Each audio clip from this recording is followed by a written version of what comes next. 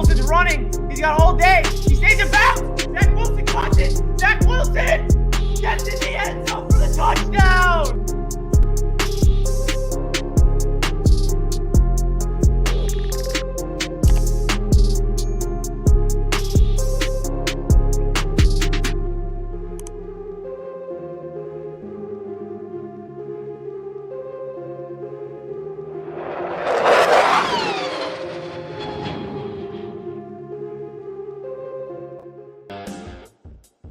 Yo, what is good, Jets Nation? Welcome back to another Jets Media live stream. And today we got a special guest.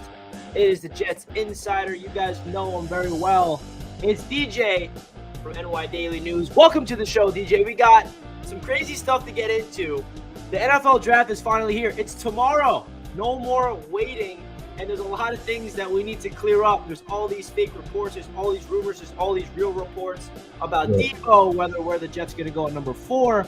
So before we get into all of that type of stuff, how are you doing? How does it feel that the New York Jets are about to kill the draft tomorrow? And I'm just tired, bro. I'm not gonna lie to you. I caught a flight from Miami to New York last night, and I had a connected flight in Raleigh, and I was like stuck there for like 3 hours. Like I watched the whole Heat game, Heat versus Hawks game, watched the whole T-Wolves versus Grizzlies game. Then I hopped on the flight, and I didn't get into my apartment until like 1 a.m. Damn. So, yeah. We better drink some coffee or wake up because you got a busy weekend ahead of you. I've been drinking some Sunny D, so I'll be all right. Hell yeah, man. DJ, as we all know, the New York Jets have so much draft capital coming up in the NFL draft. Tomorrow, we have 2 picks in the top 10. You wrote an article yesterday about a player that you think the New York Jets will not pass on. So that's the first thing I want to get into is the article that you wrote yesterday, and I'm going to put that on the screen. According to yourself, Jets GM Joe Douglas unlikely to pass on NC State offensive tackle Ikem Ekwonu at number 4. It was a very well-written article. If you guys want to check it out, that's linked down below in the description of his Twitter, which linked to the article. So, DJ, you want to expand on this report that you gave Jets fans about Joe Douglas unlikely to pass on Ekwonu if he's available? Yeah, it just from people that I've talked to around, whether it's within the building or around the league, Joe Douglas loves Ekwonu. You know, I don't even think that this would be, some people made the connection of this would be an indictment on back then. I don't really think it's that. I think it's just more Joe Douglas just wanted to, as you said, get the best player available, which if Ekwonu is there, that would be that guy for him. And it's trying to, I think he's trying to rebuild what the Philadelphia Eagles had when he was a VP there when they won a Super Bowl, I believe in 2017, and that they've always had under Howie Roseman, a very, very stout offensive line, and he's always said we want to build from the trenches. So I think, you got to remember Fant's deal is up. Granted, I know the coaching staff loves him, but his deal is up after this year. Obviously, that's not what I would do. I would just ride with Fant and Becton and see what happens. But again,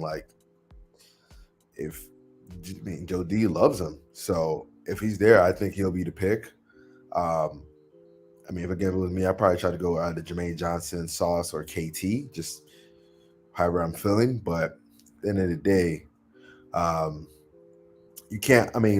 I understand the logic. I may disagree with it, but there's 2 sides to the coin where, okay, well, you're getting more protection for Zach Wilson, trying to recreate what he had at BYU, and just go from there. The only thing is, they still want to get him a receiver. So if you go old offensive tackle at 4, I know that they like Jermaine Johnson and they prefer him at 10.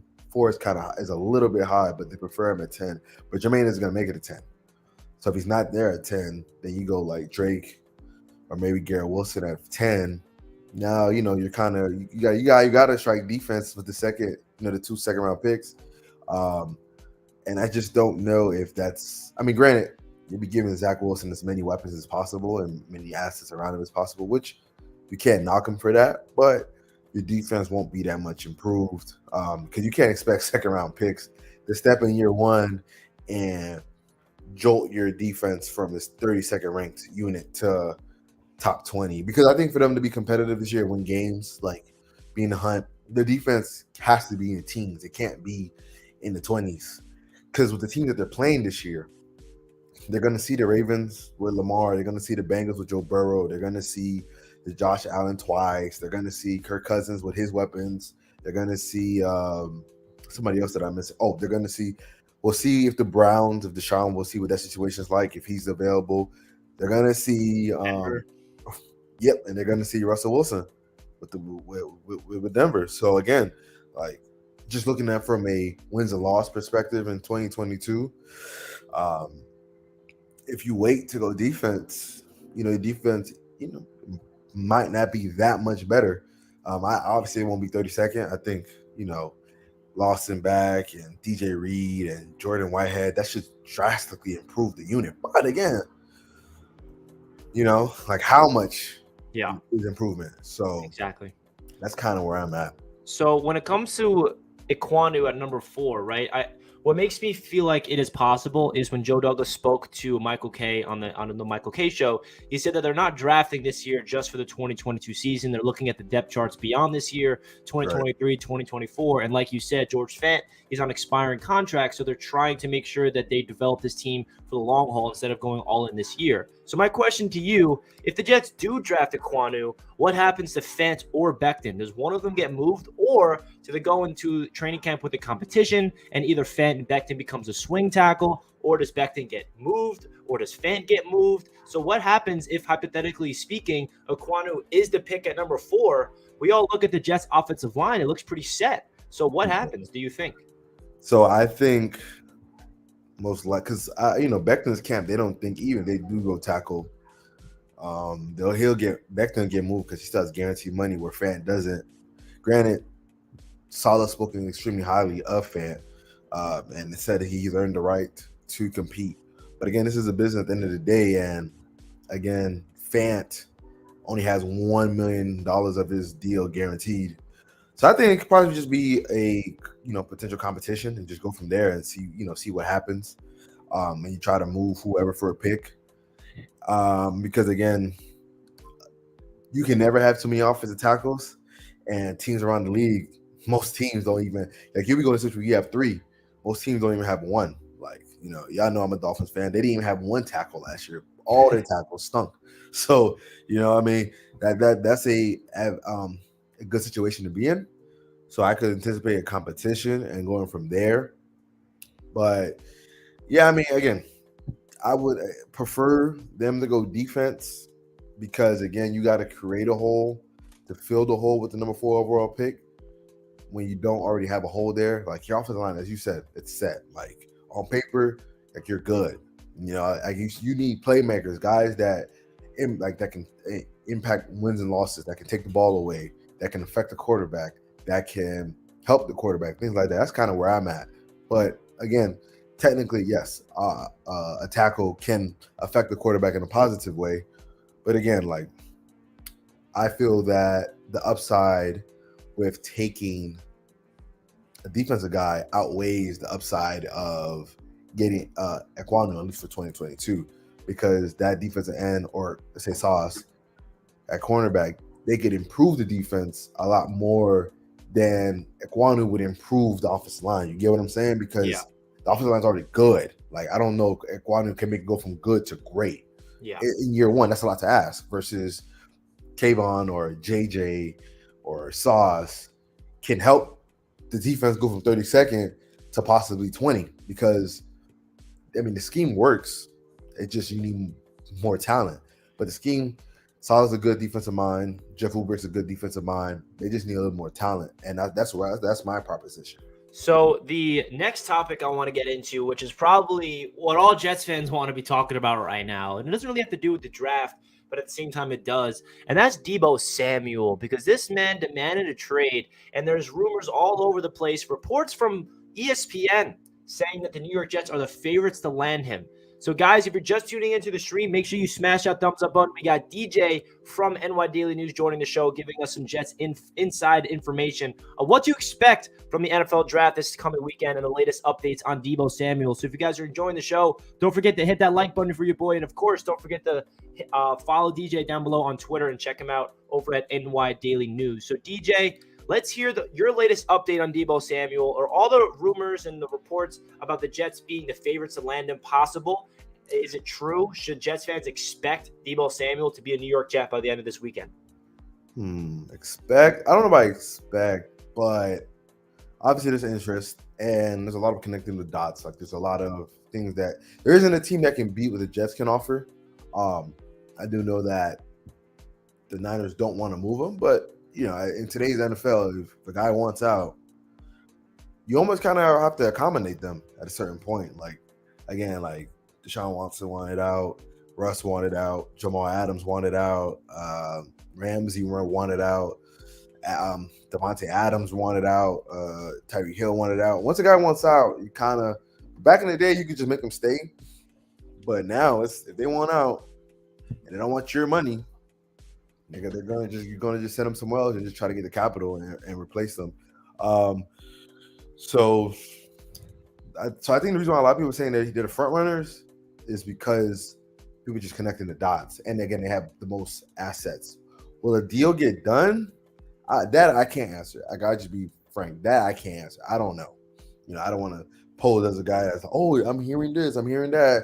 When in reality, a lot of people are just hearing things from like league execs and league sources that can basically, tell you what they're thinking too, and you just, run with that as as a source because if a league exec saying this is and that, then there's some smoke to it. But that's kind of where I'm at with my thing is the Jets shouldn't overpay for Deebo because yes, Deebo is a great receiver and he's a great offensive player. But you could have got Tyreek Hill with 2 second-round picks. Tyreek Hill is a better player. Like that, I don't think that's like debatable. Like, yeah. You know what I'm saying? Like Tyreek Hill, with the skill set that he has, will keeps defensive coordinators up at night because he can literally flip the game in the blink of an eye. He tilts coverages, and again, like he would have been a great pairing with Zach Wilson because Zach Wilson has enormous arm strength and can create out of structure. So that follows into my next question, actually, DJ, because I want to ask you a realistic trade package for Deebo Samuel to the New York Jets that you feel like Joe Douglas would be willing to offer. There's reports that, rumors that the Jets are willing to give up that 10th overall pick. I don't know if that's true or not. And if the deal does get done, we saw that Joe Douglas is the one thing about him that we can all agree upon is he's a master with trades. He gave up Sam Darnold for a crazy deal. He gave up Jamal Adams, even Herndon and Blake Cashman. He's flipping these players for draft picks. The one thing we have not seen Joe Douglas do yet is trade his own capital for a big-time player. We did get a little inside information, like you said, the whole Tyreek Hill situation that he gave up 35, 38, 69. The deal was accepted, but Tyreek Hill decided to go to Miami. So what is a realistic trade package that you think Joe Douglas would be willing to give up? And there's also rumors around the league, ESPN, even Jeremy Fowler is saying that the New York Jets are prepared to give a really big offer that the 49ers cannot refuse. I think that they should just offer the Tyreek Hill package, call it a day, or offer the 10th overall pick. Either or, like if you offer the 10 and then like one of your second round picks, man, that's just a lot. Because again, like you could potentially get. Let me see if you get, you could potentially get like two, like you're scheduled to get at least 4 starters. Like hopefully 4, 10, 35, 38, that's 4 starters. Hopefully they could be impact players and then they're cost effective. If you give up the 10 and then like the 35, like now you got the fourth pick and you got the 38th pick. Now you only really got 2 other picks in terms of premium value picks to address whether it's, address the defense.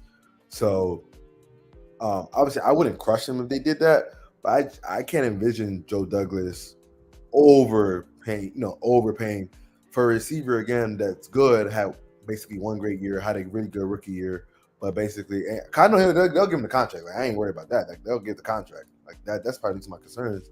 It's just that the capital and the assets to give when you're still in a position where your team is not ready to win right now. They still have a lot of holes. They still need another linebacker. They still need secondary help. They still need edge help on the defense. Yes, you would have more weaponry around Zach, and the offense would basically be complete at that point. But I don't think Joe D should go over the top. I think 10th or the 2 second round picks and call it a day. So, outside of the Deebo Samuel situation, I'm going to talk about what the hell the Jets are going to do at pick number 4 because there's so many different reports coming out the past couple of days.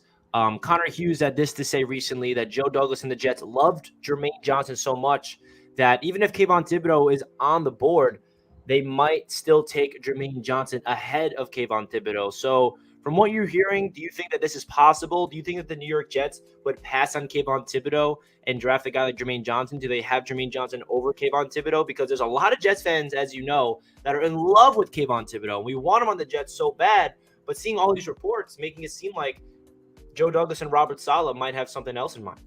Yeah, with the KT, from what I've heard, that the front office, people talked about the personality thing, but from what I've heard, it's like the coaching staff is cool with it.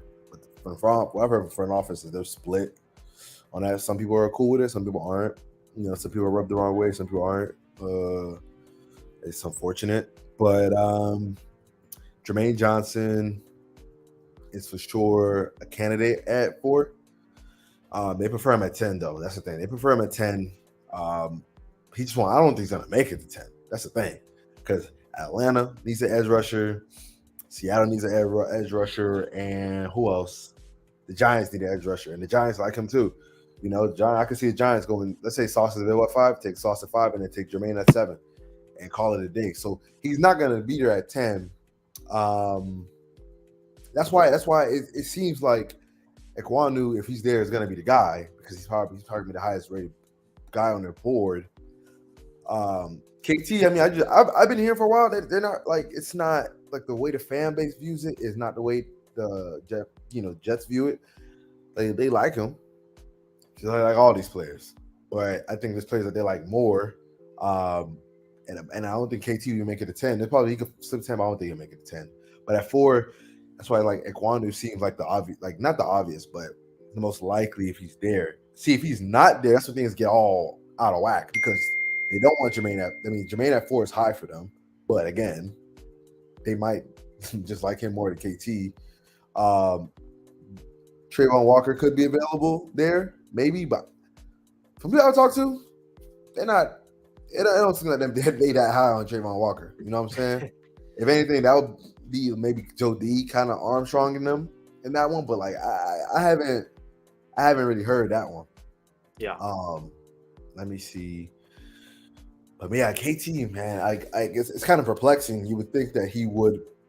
I think KT and JJ are coin flips, but it seems that like KT seems unlikely at this point. I would prefer KT or JJ at 4. Like, yeah. I don't want to. Ekwonu at 4 just seems like an overkill on the offensive line. But again, I'm not Joe D. So. And Rich Cimini had something interesting to say yesterday, saying that Ekwonu, Sauce, and Johnson are the ones getting the loudest buzz at 4. And then he followed it up with an article today saying that if Ekwonu is not available, say Ekwonu goes top 3, then get those Sauce headlines ready. That Sauce Gardner will be the pick at number 4 if Ekwonu is not on the clock. So I know that you're a big Sauce Gardner fan. Yeah. I know that you really value the cornerback position as a whole from your perspective of football. So do you think that Sauce Gardner is a realistic option for the Jets in terms of from their perspective, not yours in terms of Joe Douglas? Absolutely. I think most definitely. Best case scenario in my eyes, if you go Sauce at 4 and then go, Jermaine can fall to 10. I know you don't get the receiver, but that can change the whole trajectory of your defense. But I think Sauce for sure is in the mix. I think it's Sauce, JJ, Ekwonu, KT. I think if I had to rank it, it would be Ekwonu. 2A would be Jermaine. 2B would be Sauce, and then basically 4 would be KT. Again, based on just people that I've talked to. Because again, like when everything's so bunched up, if I'm hearing that the front office is split on KT, then they're just safer picks that everybody can just be on board with. So wow. I think for sure Sauce is in play, and I hope that you know me. If they draft Sauce, you know I'm happy if they draft Sauce. Yeah, you know me. Hey, you ain't got to worry about me being upset about that. They draft Sauce. You feel me? But so the only way Sauce is a New York Jet, the way I'm reading the situation, based on all the reports, is that Ekwonu has to be going in the top 3. Correct? They're not taking Sauce over Ekwonu.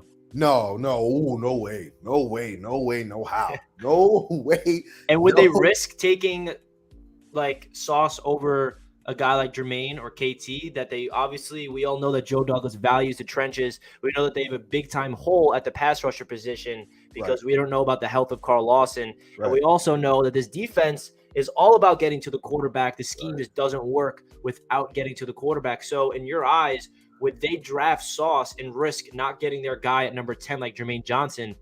Because I feel like they need to come away in this draft with a blue chip edge rusher. Yeah, man. That's a great question. I mean, they could always wait to the second round, but man, that's a great question. I think they could wait to the second round. They could wait to the second round with that. Like, I know that we all get in them with the first round, but there are picks in the second round. There are picks in the third round. There are picks in the fourth round. And I think that, you know, if you can get someone in the second, because I think the kid from Penn State, I forgot his name. I know his name Arnold, but I forgot to pronounce his last name. He'll be available. There'll be some options in the second round. Maybe David Ajabu might be available in the second round. Maybe you go ahead, even though he's going for the Achilles, so that might be for, you know, that might be a next year pick. But again, you can still get edge rushers later on in the draft. It's a deep draft when it comes to the edge, but you know me, man. If they were to go Sauce, no complaint. Another question I got for you. So Jets fans saw Joe Douglas do 2 different things in his first 2 drafts. His first draft, we saw him trade back in the second round, acquire more capital, and then he ended up drafting Denzel Mims. Last year, he traded up in the draft to get Elijah Vera Tucker, and he sacrificed 2 third-rounders to do that. I'm expecting Joe Douglas to be moving up and down the draft.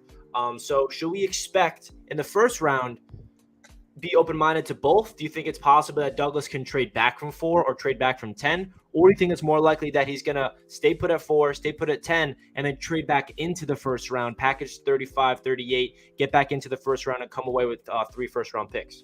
Yeah, trade down. Not up, though. Down. Because, like, again, like, this draft isn't top-heavy. But I don't think trading now is even possible. Well, maybe from 10, but like nobody wants to trade up for the most part. No one like really wants to trade up.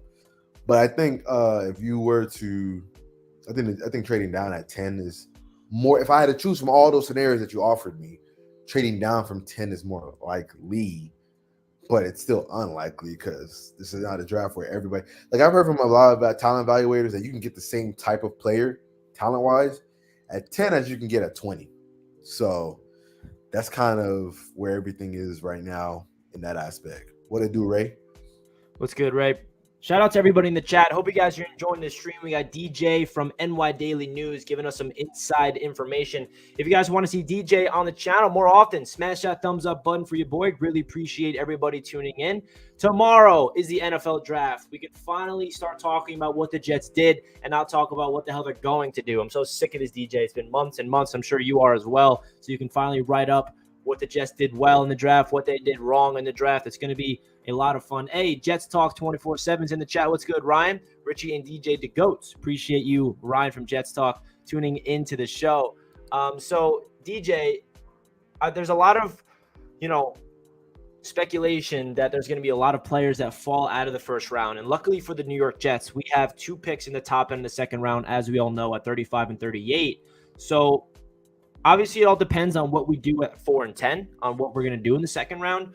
But I've heard rumors, not like I have any sources. I'm talking about rumors on Twitter. I don't want people to get that twisted. I'm not claiming to be a guy with sources. But I've seen guys like Tyler Linderbaum potentially falling out into the second round. Guys like Nakobe Dean falling into the second round. So do you think Tyler Linderbaum is an option for the Jets in the second round? Are other players that you feel like are options for the Jets in the second round that might fall out of the first round? Yeah, like Lewis Seen from Georgia, safety, hard-hitting safety with range. I've had people tell me that he could be just as good as Kyle Hamilton. Tyler Linderbaum, it's so funny. Tyler Linderbaum falls out of the first round. All those arguments during the season about taking him at 10, maybe at 4. If he falls out of the first round, that'd be insane. But again, if you can get him in the second round, that'd be a great pickup. And then you can get rid of Connor McGovern. Connor McGovern. There we go. I don't know why I said Connor McGovern, but Connor McGovern. You can get rid of him and save all that cap room. And now you got this guy, second round pick on a cost-effective deal, So those are some options. Who's somebody? I mean, if you don't go receiver in the first round, you can easily go like the kid from Georgia at receiver. I mean, he's talented. You know what I'm saying? Like, I'd rather have him than the kid from North Dakota State. I mean, I think that the kid from North Dakota State has a lot of hype right now, and I don't really see it. I mean, I see a really great athlete, but there's a lot of development that needs to be done. And, right now, you guys need someone that can step in and really help Zach out right now. And I think that's going to be more of a developmental project. But there's going to be some options, man. We're talking about Dean. We're talking about Linderbaum. We're talking about Scene. You know what I'm saying? Like, there will be some options. So yeah. And that's the luxury that New York Jets have right now is not only do we have 2 top 10 picks, but we have 2 picks, premium picks in the beginning of the second round. And what I'm expecting from Joe Douglas is to be super aggressive in the trade market, because I feel like he's in a perfect situation where all these years of Joe Douglas being with the Jets, acquiring all this ammunition is not only to build through the draft, but be aggressive in trade scenarios like that they have right now with Deebo Samuel, which is why I feel like personally it would be smart for the New York Jets to go really aggressive at Deebo, and potentially if they have to pay a little price that they feel like is like overkill, they could honestly afford it because they have the luxury of having 2 top 10 picks and having all those picks and cap space for the future, where it doesn't feel like it's setting this franchise back. So with the Deebo Samuel situation and the New York Jets trading up and down in the draft, the next question I have for you is, should we expect the Jets to try to acquire capital for next year's draft? Because Jets fans, we're so used to having so much capital. Last year we had 2 firsts. This year we had 2 firsts. Next year we don't have all that capital, and I'm expecting Douglas to trade back a ton and get capital for next year's draft. So do you think that is likely that Joe Douglas is going to be trying to trade back as much as possible, not to get capital for this year, but to be having that long-term perspective and get capital for next year? Absolutely. Of course, Joe D. Joe D wants as much capital as he can possibly have. Y'all know that about Joe D. Like, the one thing that Joe D want to do is going to be to get capital. But I bet you got to start hitting on those on the capital, because you won't be here forever if the team keeps starting out 0-4 or 0-5 or 1-6. You know what I'm saying? So I do anticipate him trying to get capital, but I think Joe D for sure is going to try to be aggressive to get starters, because I was talking to someone the other day, and there's someone in the building for sure, but he was just basically like, I mean, we got to start hitting on some of these picks. Oh yeah, because if we don't and we just have all this capital, it's just going to be for the next guy. It's going to be the next front office is going to be to take care of the stuff that we've started to build. If we don't start winning, I mean, Woody's back, so And another thing about all this draft capital that I want to see Douglas do, and we've been talking about this entire stream, is not only is he getting draft picks to build through the draft, but he's getting draft picks to be able to have ammunition to trade for players that become available. And we saw the Tyreek Hill package. Now we see Deebo Samuel become available. And something I want to remind Jets fans of Joe Douglas trying to get capital for next year. It's not only just to continuously build through the draft. Douglas wants to maintain cap flexibility and draft capital so he can be aggressive this coming trade deadline in the middle of the season. So he has a couple extra picks that he can deal for a player that somehow becomes available that nobody expects. So that's what Joe Douglas is trying to do. And I really hope he can finally make a big time trade, because this team desperately needs star talent, DJ, as you know. And Deebo Samuel will be that guy. And it's just so frustrating because I have no idea if it's going to happen. But I want to show you this Connor Hughes tweet that he tweeted 7 minutes ago. I don't know if you've seen it. It's all about KT? Yeah. So Connor Hughes just quote tweeted somebody saying, "As I said a couple days ago, the Jets are not drafting Kayvon Thibodeau." I mean, we talked about it already, DJ. Yeah, so I gave you my list, and I put him third. I put him fourth out of 4 people. I put him fourth. Like, it's just, again, when I hear at the front office is split on him, it's kind of that. Like if the Jets pass on Kayvon Thibodeau and draft Jermaine Johnson, First of all, I will not be shocked. I actually saw this coming a while ago just because I don't know Kayvon Thibodeau personally, but all I know, there are some questions with his personality and off the field, and I have no idea if they're true or not. But the one thing I do know about Joe Douglas and the front office and their culture that they're trying to build is that is something they really, really value. And if they really feel like his character, his love for the game, whatever it is, just isn't all there, and they see a player that has it all up there and the passion's there and all that stuff, they're going to pass on him. And I know that's going to drive a lot of Jets fans crazy, and only time will tell if it happens. So if the Jets pass on Kayvon Thibodeau, he's on the clock, he's on the board at 4, and they draft Jermaine Johnson, what's your reaction? Do you think that would be a smart move for the long term, or only time will tell, so it's really hard to decide? Yeah, I mean, to be honest, like from talent evaluators that I've talked to, because again, like, I mean, I pride myself on knowing football. I pride myself studying film, all that. You guys know this. But again, like, people that I've talked to, it's a coin flip between the two. Like, I get KT has way more hype, but man, like, talking to evaluators, talking to former players, they're like, yo, I've heard more people make arguments about Jermaine just being better because he has more of a pass rush skill set and he has the ability to sack quarterbacks. Because one guy was like, yo, that's an art. At the end of the day, you can have all the traits, you can have all the explosiveness, you can have all the quote-unquote ability, but a lot of it comes down to, can you get the quarterback, right? Do you have the skill set to actually – that's a skill. And Jermaine showed that last year, and he's good against the run, and he has various pass rush moves. I had one guy said, if you want to be great, you got to be able to win with speed, you got to be able to win through them, and you got to be able to have a counter move. And Jermaine flashed all of that. And I have people tell me, well, KT, the only issue with him is he has a little bit of stiffness. So he doesn't naturally bend as well. So he might not be able to develop some of those counter moves with the fluidity that you need against NFL offensive tackles. Like at what's it called? What's it? And then the Pac-12, it's the Pac-12. Like how often do you see an offensive tackle going to come out of the Pac-12 that's like drafted in the first round? Like AVT was drafted at the playing left tackle, but he's playing left guard in the NFL now. Like most tackles in the Pac-12 aren't like that. It kind of is what it is. And I'm not saying that like I think KT can't control who he goes against. That's not his fault. But again, like that helped with some of his production. But again, that's not his problem. He did what he did. He handled business, and that's why he's going to be a top 10 pick.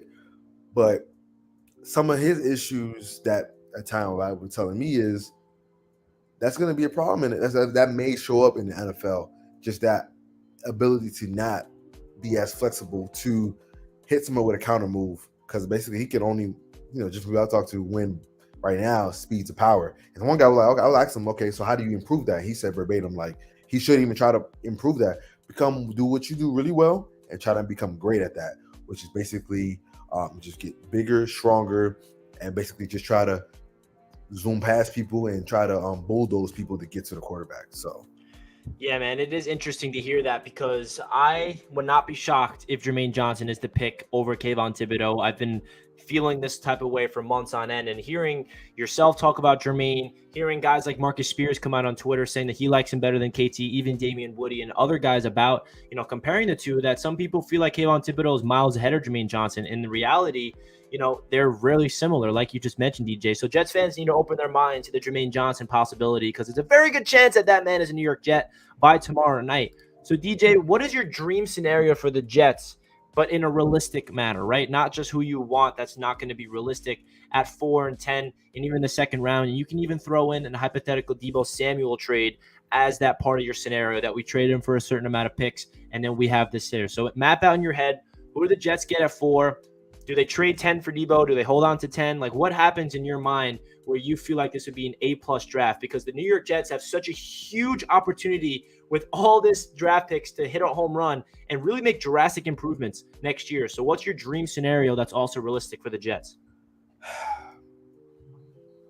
Yeah, I think the best case scenario, the most game-changing, altering scenario is you go Sauce at 4. I like Stingley more. Jermaine falls to 10, and you trade 2 of your second-round picks and you get Deebo, because now you basically checked off 3 premium positions.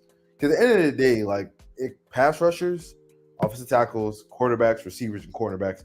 That's what really like determines if you're going to be a great team. Look at all the great teams, or at least the good teams. They all have either an edge rusher paired with a cornerback, with some receivers, a good quarterback, and a good tackle. If you look at the Rams, they got that. The Bengals, they had all of that outside of offensive line. I know you know people make fun of Eli Apple, but the other guy that they had, I forgot to pronounce the name, but he actually played good football last year.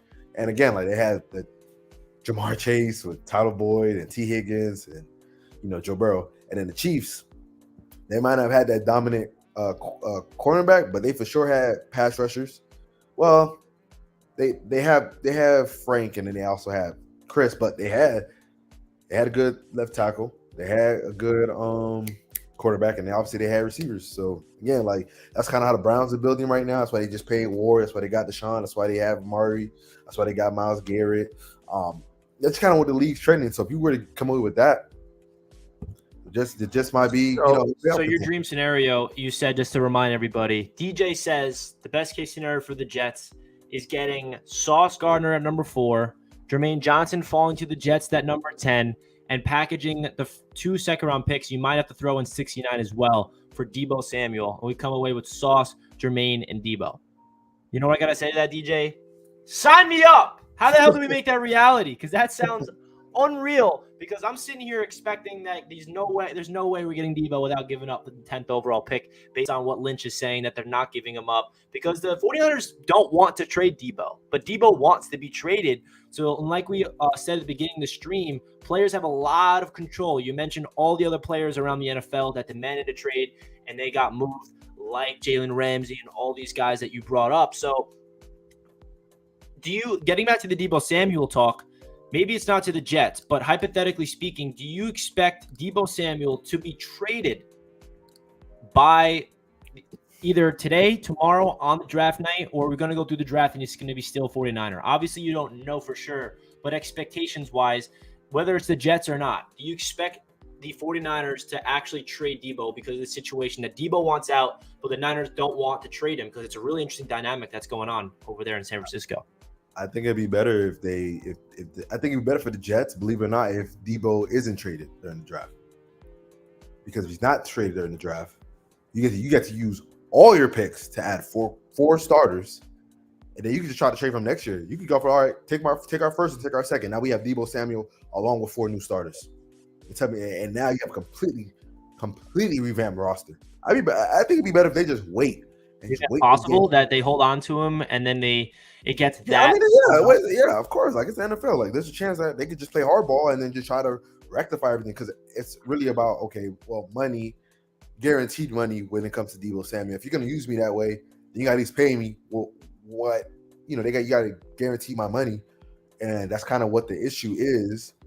But again, like, if they hold on to him through the draft, that's actually like a good situation, because then now, okay, we could be a little more aggressive. We can give you our first, and we could probably give you our third for 2023. And now you have 4 new starters along with Deebo, versus if you trade the 10 and maybe a second-round pick, or you trade 2 of your second-round picks, you get, 2 new starters and Deebo, versus we can get 4 and Deebo.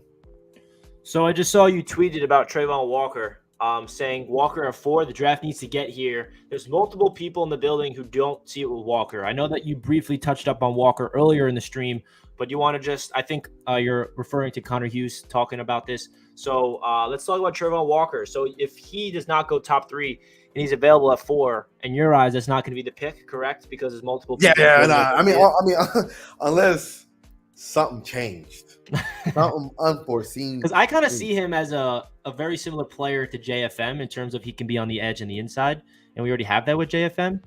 So I feel like they need a bona fide edge instead of Trevon Walker. That's nothing against him, but that's just my perspective on that. So what's your thoughts with Trevon Walker and what you've been hearing? Yeah, there's just people that don't see it in the building. Like, that just don't see it. Because again, like, you need the production at the end of the day, and he didn't have it. And like doesn't have the skill set right now. That's more projection. So, but the craziest thing about Trevon Walker to me, DJ, is he wasn't even looked at as a top 10 pick like months and months ago, and all of a sudden now he's all the way up to top 3, and all of a sudden he's the favorite to go number 1. But the Jets don't even want him if he's there at 4. So how could he possibly go number 1 and possibly go top 3? But then if he's available at number 4, hypothetically, the Jets are not going to be interested. That makes sense. Because I mean, traits is the. I'm grabbing my charger. Traits is the main reason why he has a chance to go that high. Anyway, because his physical skill set, I mean, his physical talents. If he were to tap into all of it, now you might have like a dominant pass rusher. But like he has to tap into that, and if he doesn't, you just use the number 1 pick. Use the top 4, 3, or 2 pick on that. Now now you're the butt of all jokes. But if you hit, then it's now you're a genius. So it's kind of that. So I want to talk about the wide receiver class because I think this is a really interesting opportunity for the New York Jets. Say we do not trade for Deebo Samuel, he stays with the Niners, or he trades somewhere else, and the Jets are just completely out of it.